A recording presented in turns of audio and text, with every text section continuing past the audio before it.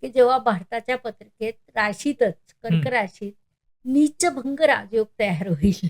Okay. म्हणजे हा कसा असतो ना, की नीचभंग राजयोग म्हणजे तिथे राशी स्वामी असतील, अ, गुरु असतील आणि मंगळ असेल. ओके.